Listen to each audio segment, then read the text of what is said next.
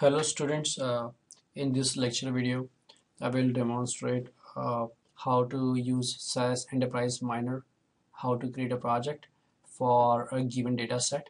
So let's consider this data set here. We will be discussing about charity direct mail demonstration. So the goal here is there is a veterans organization seeking continued contribution from lapsing donors. Use lapsing donor responses from an earlier campaign to predict future lapsing donor responses. And you can read the description here. I will just put it up there for your brief review. And with this, let's move on to SAS Enterprise Miner, and we'll export this data set there and see various graphs and other important things. So I will launch the SAS miner here, say later here.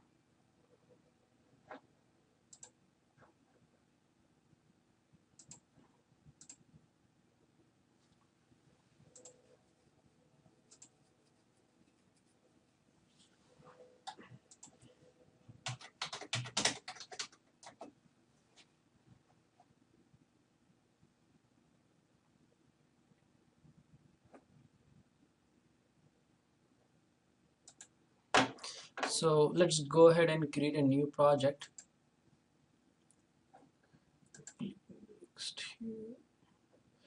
Project name, I will say this is charity project.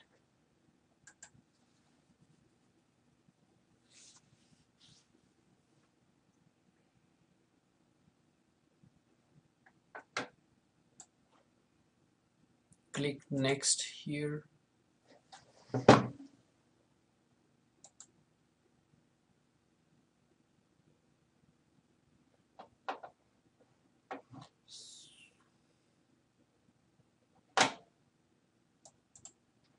So first thing we have to do here is run the library command so that we can access the data set. So we need to go to project start code here, and I will run this command. This will be provided to you. So at the bottom here you will see run now button. So click on this button here and say OK here. So once you run this library command, you should be able to access the data source. So let's go ahead and create the data source here. So I will right click on it, create data source.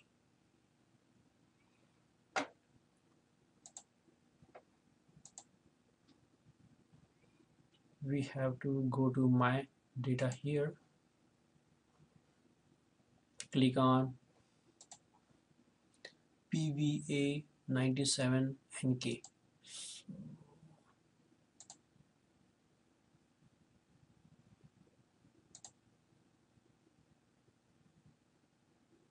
So it has 28 variables and 9,686 records. So here basically we have to set the measurement labels and the roles that each variable is going to play in the model. It's always better to customize this thing by yourself. So I will click on advanced, customize, and here you see the threshold values,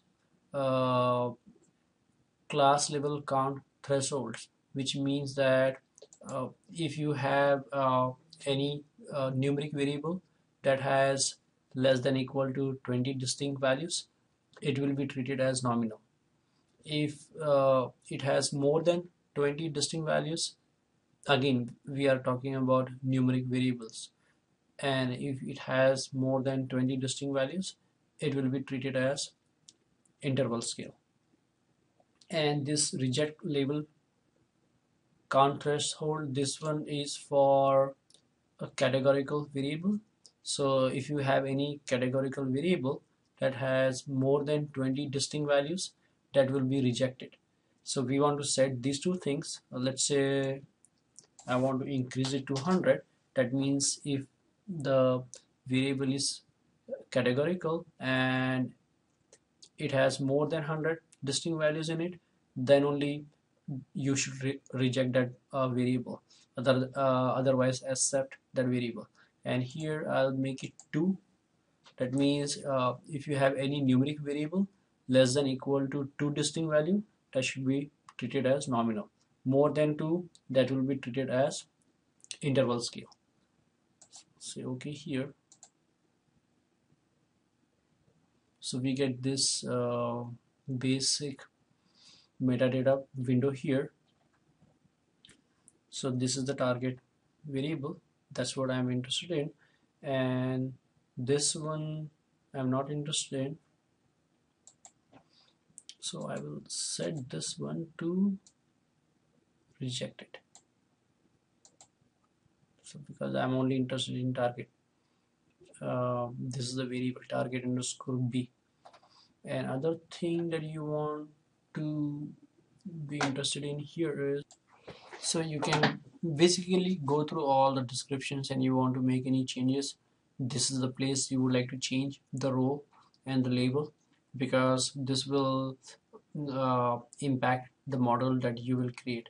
So this is one of the most important step in building models in SAS Enterprise Miner.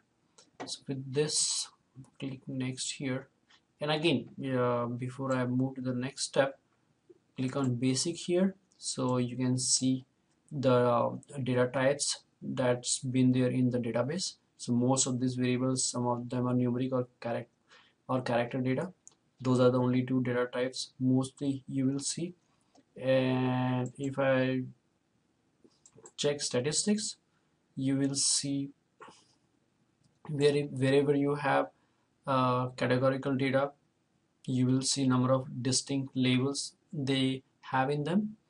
For example, gender can be I guess they have 3, but we need to dig it in, what do you mean by 3. But here homeowner could be, owner or renter. So likewise, or if the variable is numeric, then you will see minimum, maximum, mean, and standard deviation. So these are the basic information that you would like to review. And since our target variable is binary, so we can go back here and see again, our target variable is binary here. So SAS Miner will figure it out, and will ask you the question that would you like to build a model based on the value of the decision. So basically it is asking us to set up the decision table. Let's say we don't want to set it up right now, so I will click here, next here, next here, next here, finish. So we just created a data source. As you can see here, we have 9,686 records in it and 28 columns. So first thing we would like to do is draw the process diagram. So right click on this diagram, create diagram here, say charity mail. So this is the first step towards drawing your first process diagram. So here what you can do is drag this data source and put it here, and now we would like to explore the data. I guess before you create the diagram, you would like to explore the data set. So you can just do it here. There are many different ways to do it. One way is just right click on the data source data set and click on explore. So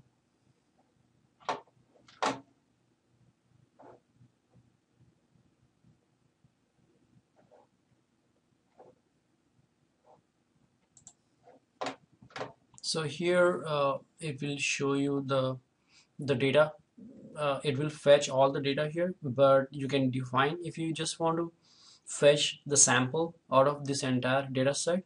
So you can select here sample or only random or only top. In this case, we want to fetch the random records, and we want to basically fetch all of them.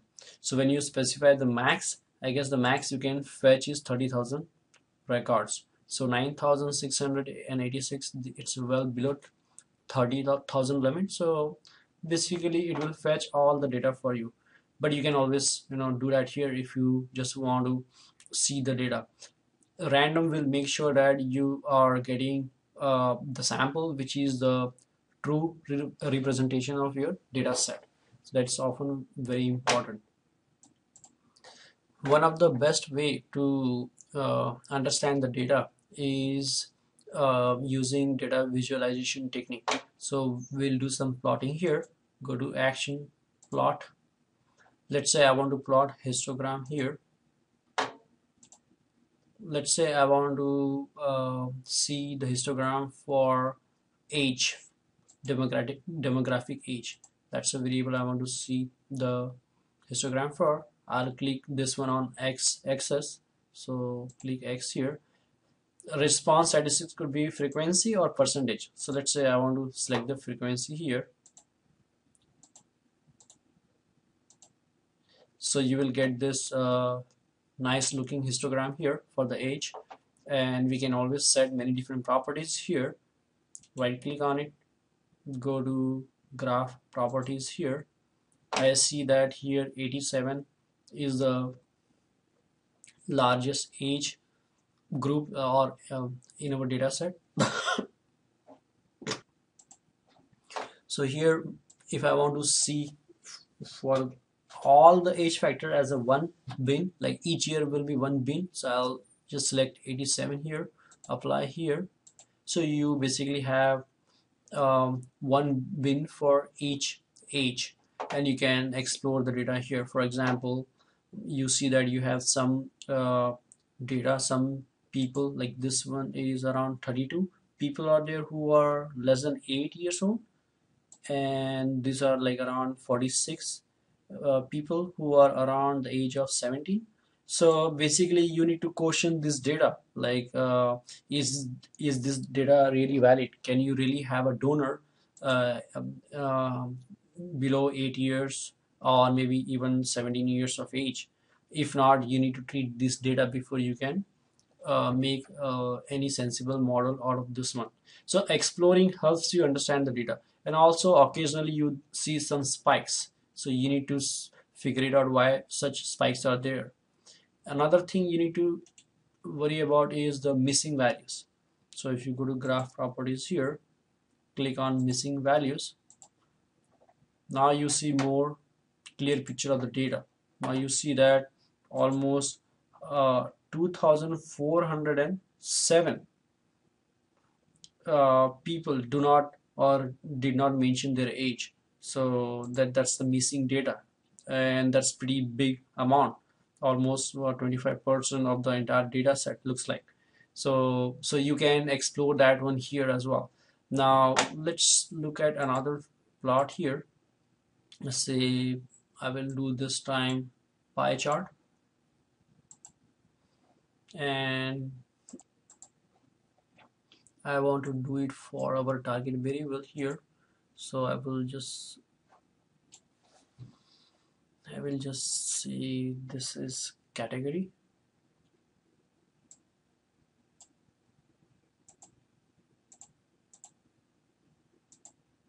So you get this graph.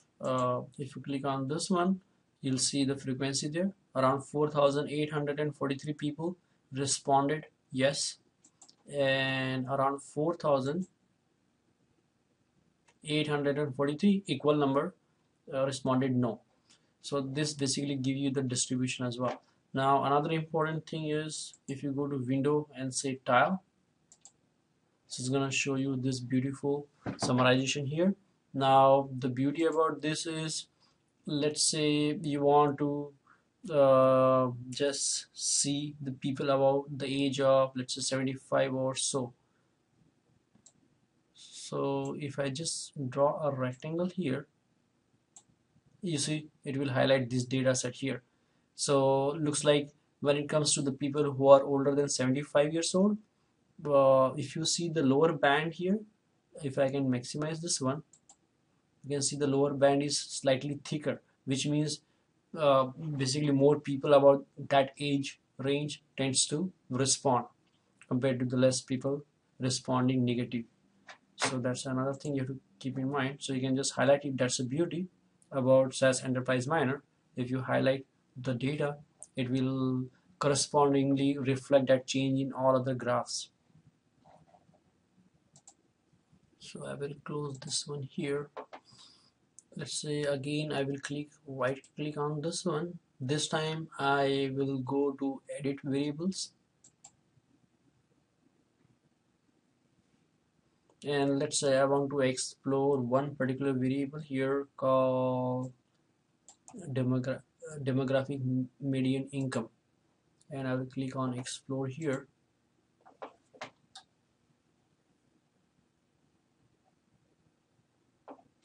So you see this data set here. I will maximize this one.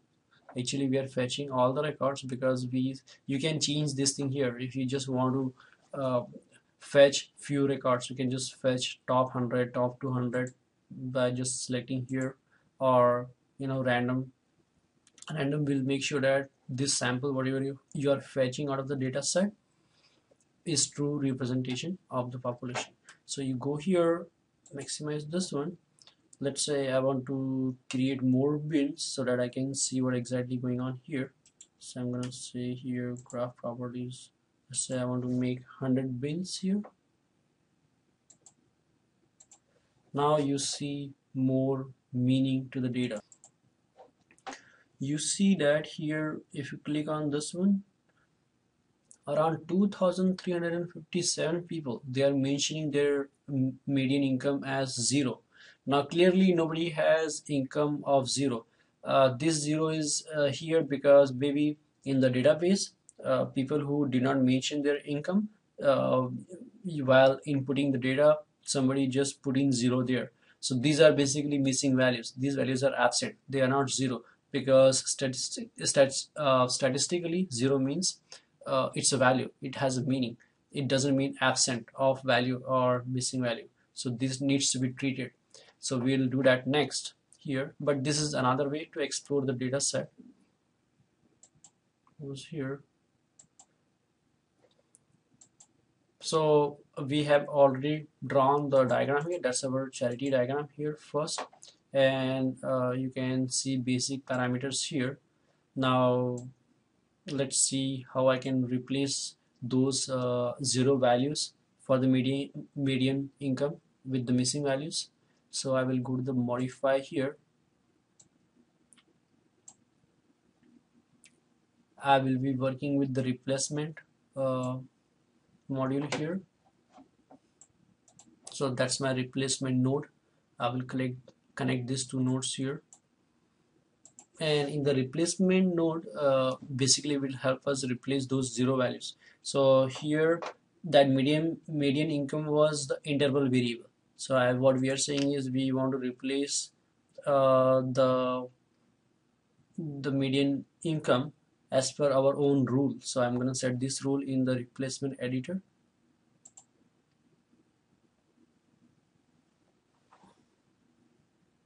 So here I can say median income. I want to limit not to the default but user specified. I will specify the value, and lower limit is I'm gonna set it to 1. So anything less than 1 we want to show that as a missing value. So that's what it means, and we are specifying that rule here. And then default limits method is we're just gonna say none because we specified our own method there. So we'll set it to none, and we want to replace those values which are less than 1. We want to replace that. I'm just gonna click here, not this one. I guess I clicked on the wrong node here. I will click on replace score replacement value here. I would say I want to replace those value less than 1 with the missing. and then I will right click on this one and run this node here.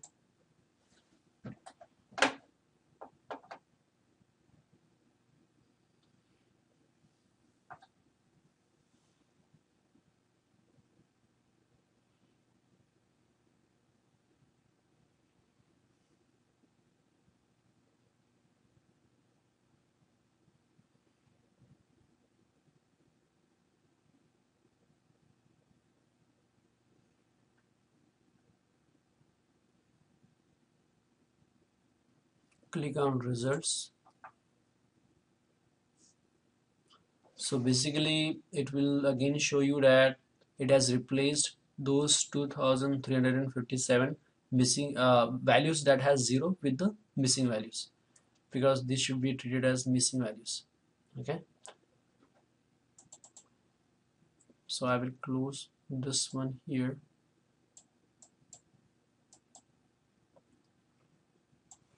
You can examine the data, how this missing value has been replaced. For that we had to go to the exported data here,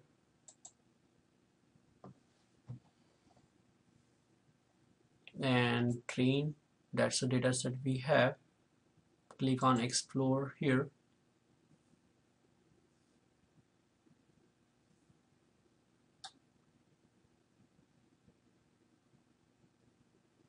and there you see the detail here. If you scroll all the way to the right, you will see this is a median income and the replacement value here. And make it a little bigger maybe now.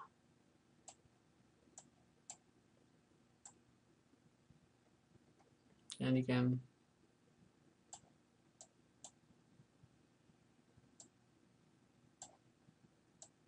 that's a replacement value. So wherever you see the $0 is being replaced by missing value, which is represented by a dot. So this is how you use the replacement node here.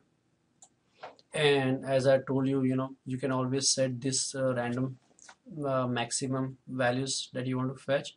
And with this I will stop my lecture video here. I will like to give you one suggestion: play with it as much as you want. The more you will play with it, the more you will learn. With this I stop my lecture video here. Thank you very much for listening.